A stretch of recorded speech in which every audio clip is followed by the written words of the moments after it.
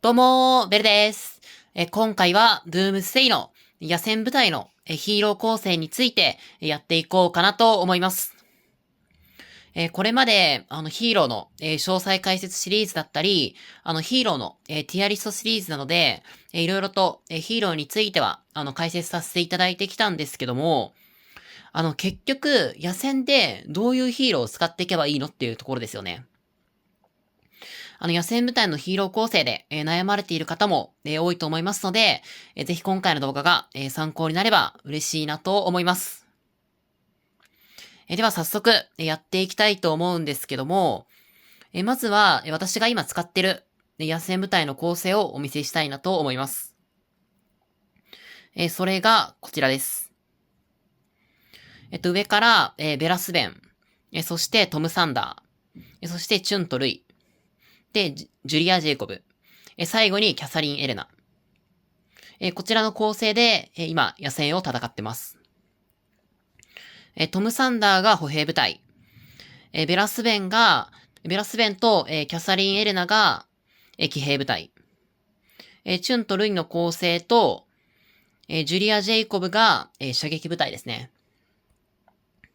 まあ一応まだ、発展途上で、まあ、今後のヒーロー追加と、ヒーローの、入手次第によっては、変えていく予定ではあるんですけども、これはこれでもうある種、完成されていますので、この舞台をベースに、まずは、なんでこのヒーロー構成なのか。そして、この構成の強みは何か。というところだったり、あとは、今後、どのように変化させていくべきか。あとは、今回は今ご紹介しているのが、歩兵部隊が1部隊と、騎兵部隊が2部隊と、射撃部隊が2部隊の、構成になるんですけども、射撃部隊か、騎兵部隊、どちらかを1部隊にして、歩兵2部隊にする場合は、どのような構成にするべきか。あとは、今私が使ってる構成っていうのは、正直、育成難易度は、全然考えてなくて、特に、始めたばかりの方だったり、無課金、美課金の方は、ヒーローの育成路的になかなか組んでいくのが厳しいという方も、いらっしゃると思いますので、代替していくのであれば、どのようなヒーローになっていくのかということについても、お伝えしていけたらなと思います。では、前置きがだいぶ長くなってしまったんですけども、まずは歩兵部隊からですね。私が今使っているのは、トムと、サンダーの、構成になるんですけども、この構成の魅力は、とにかく硬さです。あとは、味方に、被ダメージ減少バフを、巻くことができますので、それに加えて、サンダーの方で、相手にデバフを少し、巻くことができるので、そこも魅力の一つなのかなと思います。ただ、火力は本当にないです。なので、将来的には、この部隊は解体していきます。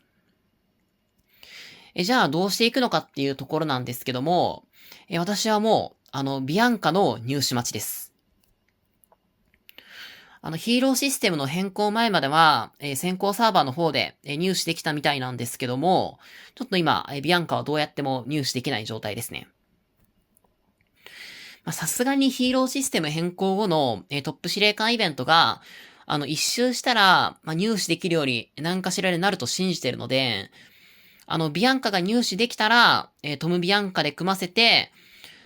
最強のバフ要員として、使っていこうかなと思ってます。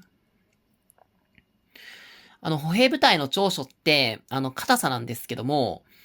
トムで、さらに硬さを、上げていって、長い間、ビアンカで、バフをかけていくとなると、もう相当相手としたら脅威なんですよ。で、相手も落とそうと思っても、トムのおかげで、なかなか落とすのに時間がかかってしまうので、落としたいけど、落とそうとすると、時間がかかって、その分かなり被害を受けてしまうという、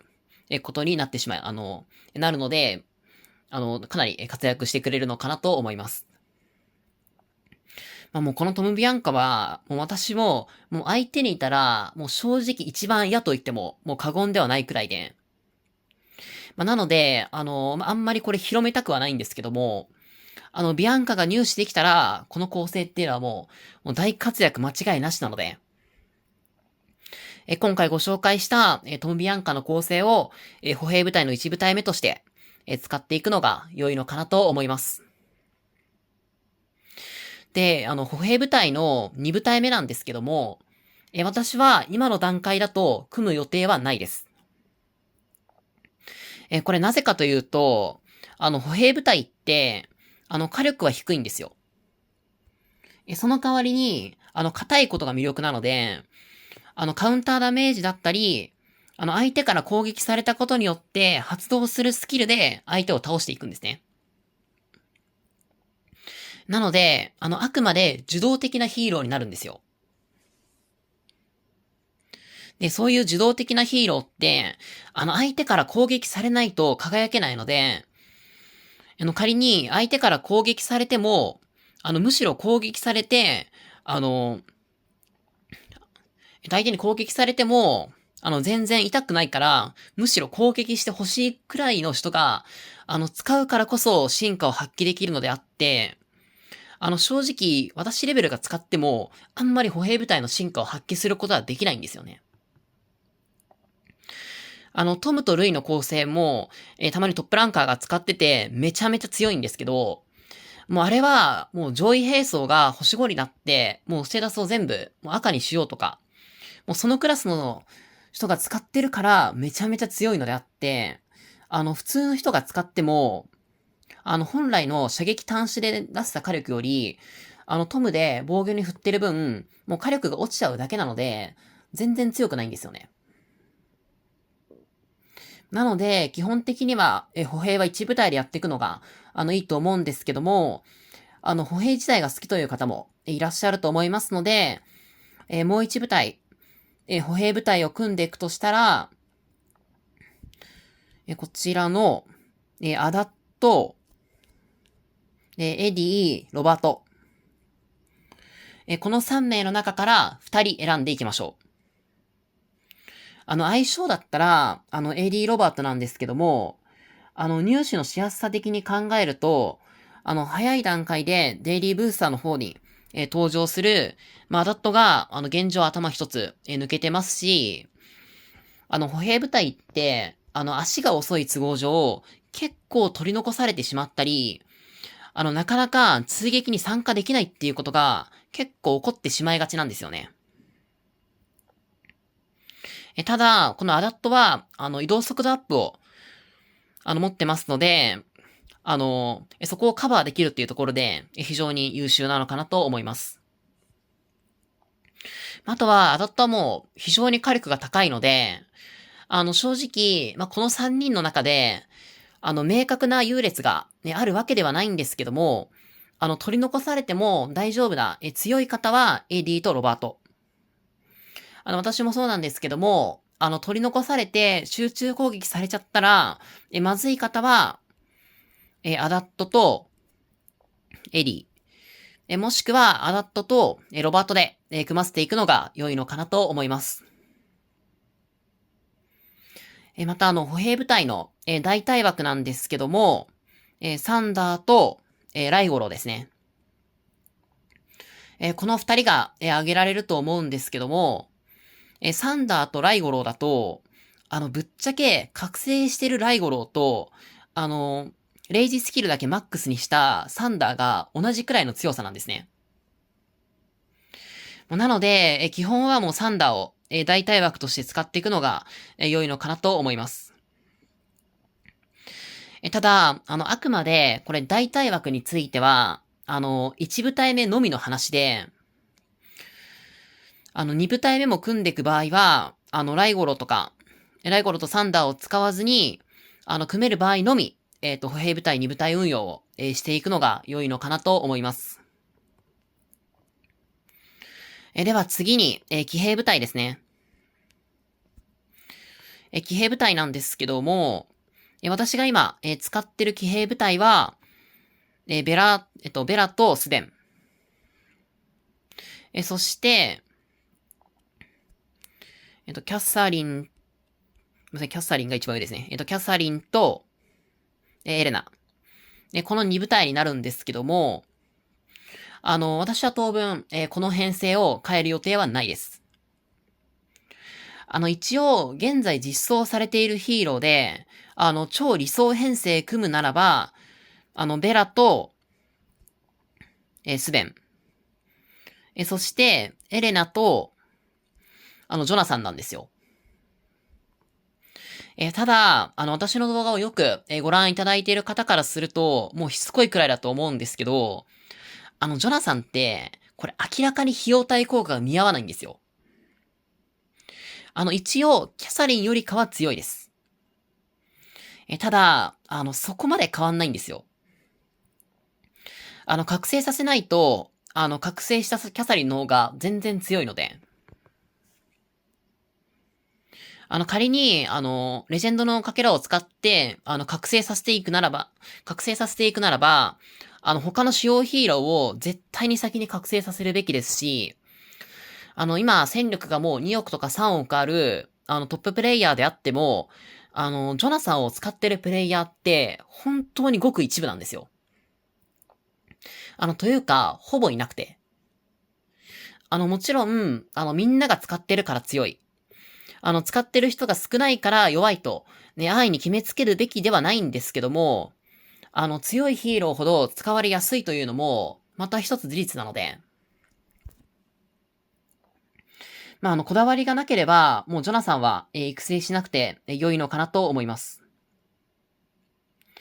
で、この騎兵部隊についてなんですけども、ベラスベンと、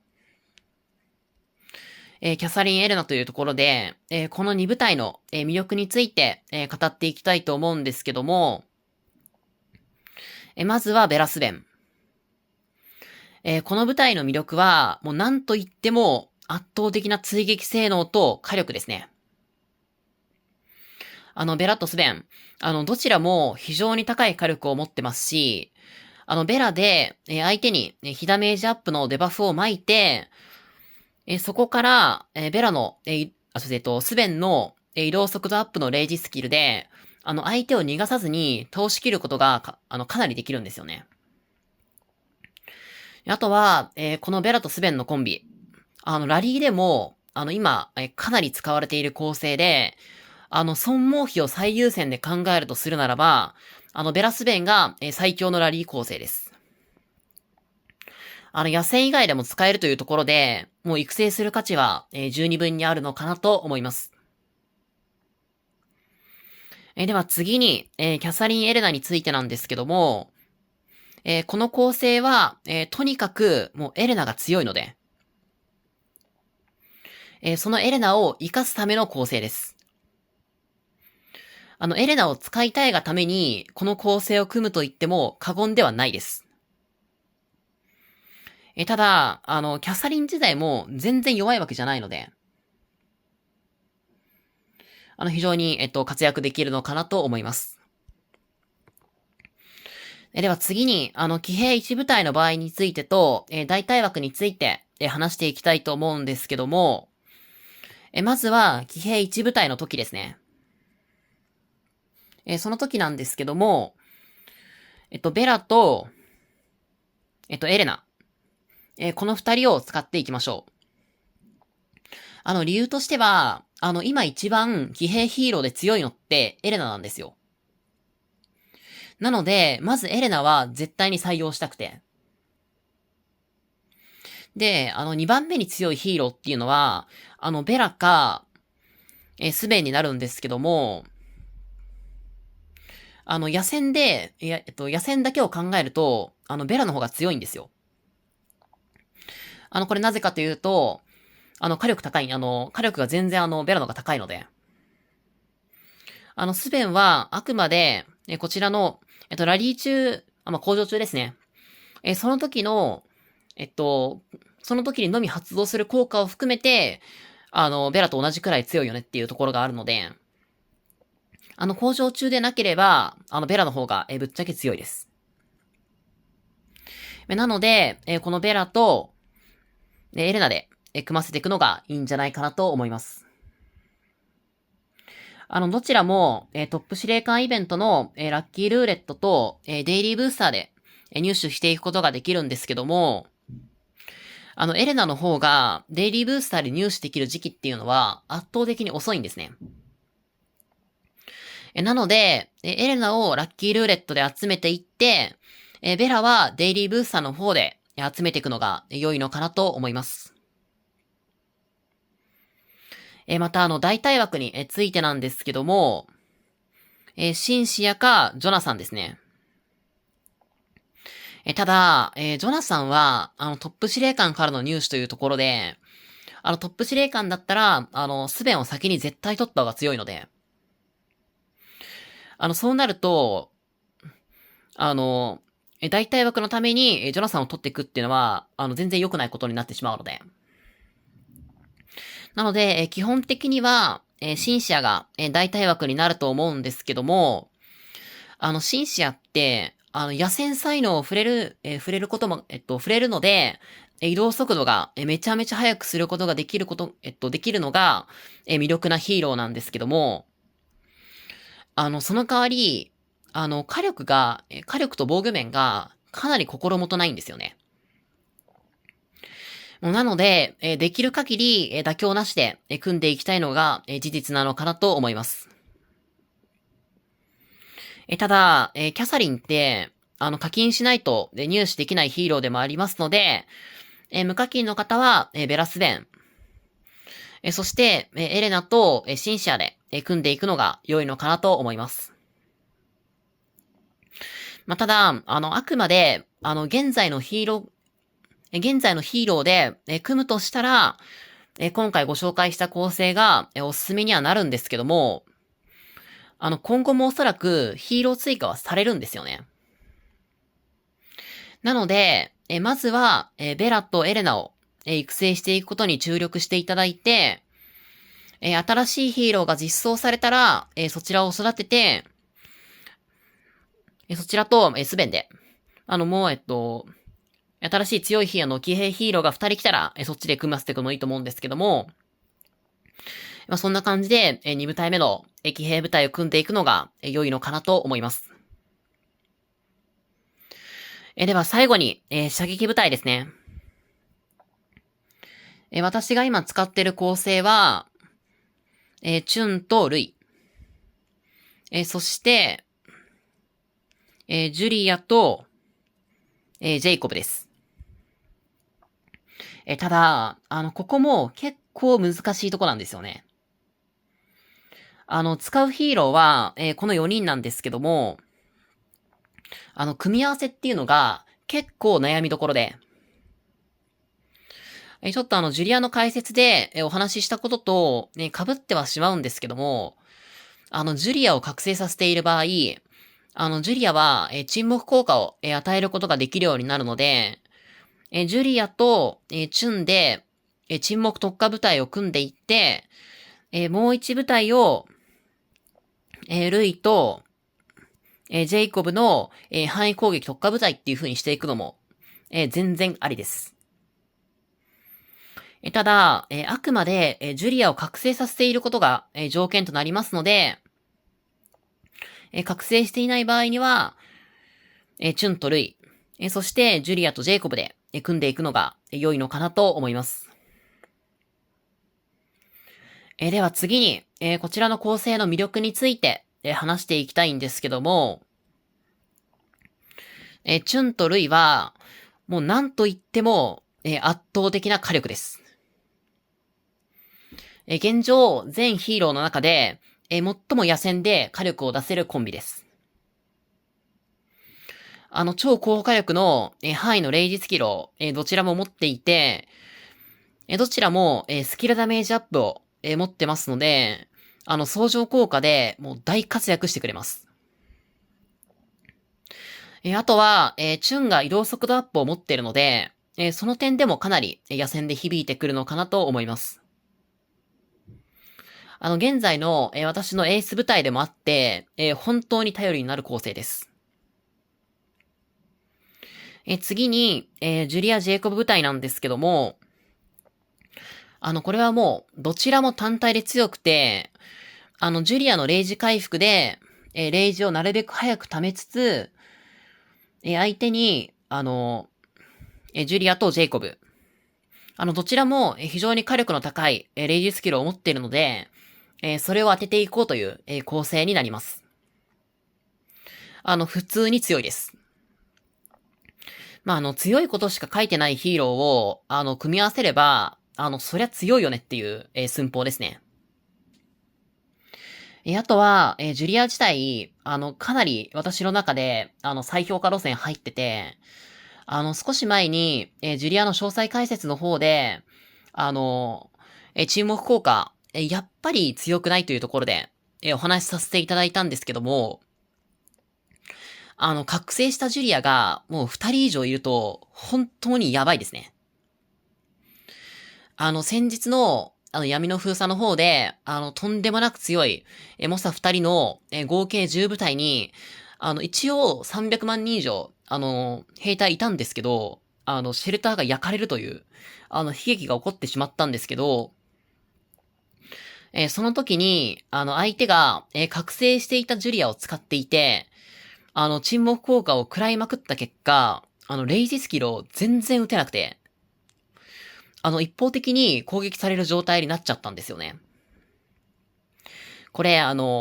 覚醒ジュリア、覚醒させているジュリアが、二人だったからまだ良かったものの、これ3人とか4人の覚醒させたジュリアに攻撃されたら、もう常に沈黙状態になってしまって、もうレイジスキルがもう30秒に1回とか、もうそれくらいに、それくらいしか撃てないっていう、もう何の冗談かわからないレベルに、なってしまうので、これあくまで、シェルターを燃やす際の話なんですけど、野戦でも、味方に、覚醒済みのジュリアがいたら、狙ってる部隊の、レイジスキルを、ほぼ封印していくこともできますし、集中攻撃している状況下だったら、3秒間沈黙させて、レイジスキルを撃てないっていう風にさせるだけでも、めちゃめちゃ変わるので。これ以上、ジュリアのことを話すと、もうジュリアの解説動画になりかねないので、これぐらいにしたいと思うんですけども、ジェイコブも、ジェイコブで、めちゃめちゃ火力の高いレイジスキルを持ってますので、本当に活躍を見込んでいけるのかなと思います。では次に、射撃部隊1部隊の時なんですけども、射撃1部隊の時に、おすすめなのは、ルイとジュリア。もしくは、チュンとルイです。まず、ルイ・ジュリアの、長所からお話ししていきたいと思うんですけども、このコンビの長所は、耐久力とレイジ回転ですね。ルイとチュンで組んだ時より、ジュリアが、防御寄りの、スキルを複数所持してますので、かなり耐久力があります。あとは、ルイもジュリアも、レイジ回復のスキルを持ってますので、めちゃめちゃスキル回転が速いんですよね。そこが、ルイ・ジュリアの、魅力かなと思います。ただ、集団戦の火力であれば、チュンとルイの方が上で、ルイとジュリアだと、どうしても移動速度アップを持ってないので、足が遅くなっちゃうんですよね。なので、ここはもう正直、お好みでいいとは思うんですけども、将来的に、射撃2部隊にして、覚醒させていくってなった時に、ジュリアって、なるべくなら覚醒させていきたいんですよね。覚醒前と覚醒後で、ジュリアっていうのはもう別物クラスなので。なので、将来に備えるという意味で、まずは、ルイとジュリアを、覚醒させていって、強い射撃部隊を1部隊、完成させていくっていうのが良いのかなと思います。では最後に、大体枠になるんですけども、大体枠は、ジョニーと、中野さんですね。ただ、正直、ルイとチュン、そして、ジュリア・ジェイコブと比べると、かなり差があるんですよね。ジョニーは、まだそこまで差はないんですけども、中野さんだと、正直、覚醒した中野さんと、ジェイコブのレイジスキルだけマックスの状態で比較したときに、レイジスキルだけマックスにしたジェイコブの方が圧倒的に強いので。あとは、ジョニーは、対サンダーのラリーで最強なんですけども、逆に、基本的にもうラリーする人以外は、覚醒しなくていいんですよね。なので、基本的には妥協枠ではなくて、チュンとルイ、そして、ジュリア・ジェイコブの4人を使っていくのが良いのかなと思います。今後ヒーロー追加があったとしても、すでにめちゃめちゃ強いので、使えなくなるっていうことはもうほぼなくて。一応新規で強いヒーローが来た時の入れ替え枠は、ジェイコブになるんですけども、他の3人は、もう使わなくなる未来が見えないクラスに強いです。なので、ぜひ育成していただくのが良いのかなと思います。はい。ということで、射撃部隊については、以上になりまして、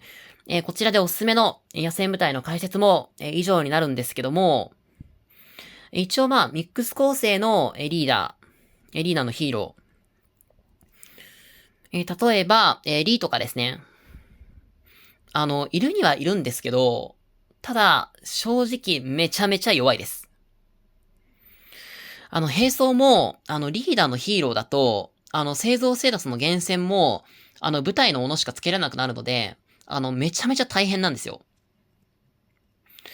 なので、よほど、バランスブレイカーの、ちゃんとミックスしてないと、運用できないヒーローが実装されるまでは、野戦部隊は、単種で、組んでいくのが良いのかなと思います。また、今後の、ヒーロー追加次第では、最適なヒーロー構成っていうのは、異なってくると思うんですけども、その新しいヒーローも、覚醒させないと、覚醒させた、現在の強いヒーローの方が、強いということに、なりますので、まんべんなくやるよりかは、ある程度絞っていただいて、一人一人、覚醒させていくのが良いのかなと思います。はい。では、今回の動画はこの辺りで、締めたいなと思います。最後までご視聴いただきありがとうございました。チャンネル登録および、最近、ストラテジーではない、普通のゲームの実況の方も、始めたので、概要欄より、ご視聴いただけると嬉しいなと思います。では、バイバーイ。